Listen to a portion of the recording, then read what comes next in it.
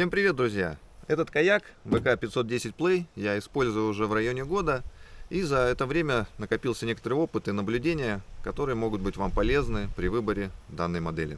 Каяк выполнен в британском стиле, длина 510 см, ширина 55,5 см. Моя модель из стеклопластика и весит 25-26 кг, а в версии Carbon Kevlar вес составляет 23-24 кг. Переносить каяк на короткие расстояния не составляет большого труда, но на длительной дистанции желательно все же использовать тележку. Это довольно просторный каяк, предназначенный для гребцов от 80 до 115 кг. Размер кокпита 81 на 42 см, что позволяет крупным людям без особых трудностей помещаться в лодку. Как видите, проблем залезть в каяк нету. Единственный момент, я ростом 195 сантиметров, и вход кокпита, он несколько мал и не слишком удобен для быстрого выхода из каяка или входа. По ощущениям, каяк сидит как влитой. Чувствую каяк очень хорошо. Есть такое выражение wear a kayak.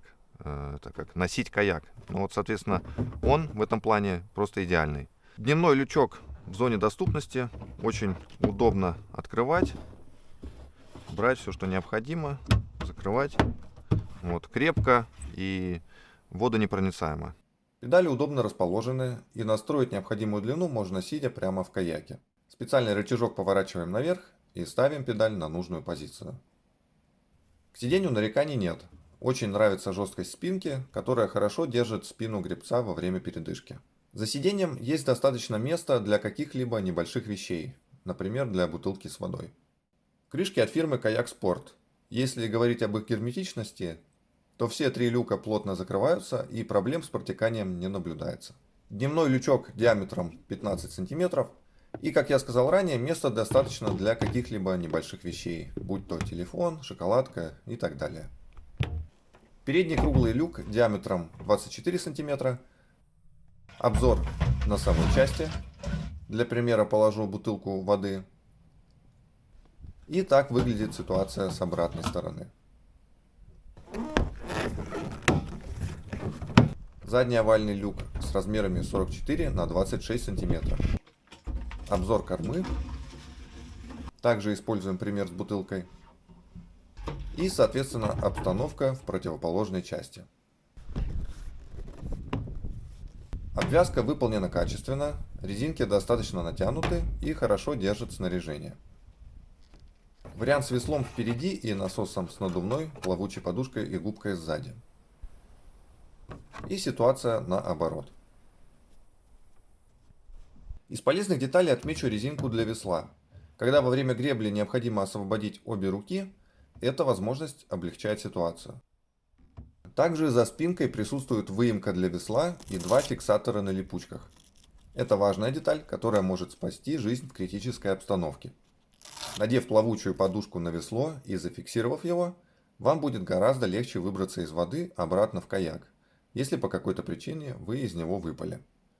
Ручки для переноски удобные, крепкие, из руки не выскальзывают. В стандартной комплектации установлен скек. Дополнительно также можно установить руль. С правой стороны находится рычажок для управления скегом, который имеет довольно плавный ход. Что касается ходовых качеств. В названии данной модели слово Play говорит само за себя. В общем и целом это увлекательная игровая лодка с высокой маневренностью. Каяк легкий, устойчивый, хорошо держит волну и здорово по ним идет, что позволяет даже неопытным гребцам получать удовольствие. Это была моя первая лодка, и я очень доволен своим выбором. Ни разу не довелось на ней перевернуться и в непогоду на море, и на речных порогах. Справедливости ради скажу, что не стоит уповать только на стабильность лодки, необходимы, конечно, и навыки гребли. Какие есть минусы? Как я уже отметил, вход кокпита несколько мал для очень высоких людей, и быстрый вход и выход для них здесь не получится. Также с большим размером обуви недостаточно места для ступни. Вот как ситуация выглядит в обуви 47 размера. Видно, что носки цепляются за верхнюю часть, и в длительных походах дискомфорт все же дает о себе знать. Отмечу, что эта модель не позиционируется как экспедиционный каяк, соответственно, если вы хотите отправиться в длинное путешествие, то придется постараться, чтобы все нужное снаряжение благополучно поместилось.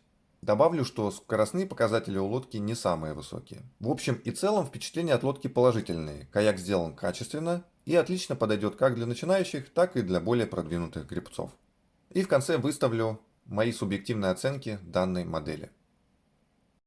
В общем, такой небольшой обзор получился. Оставляйте ваши комментарии, делитесь впечатлениями. Если у кого-то уже есть данная модель или кто-то в будущем планирует ее приобрести. До скорых встреч, увидимся!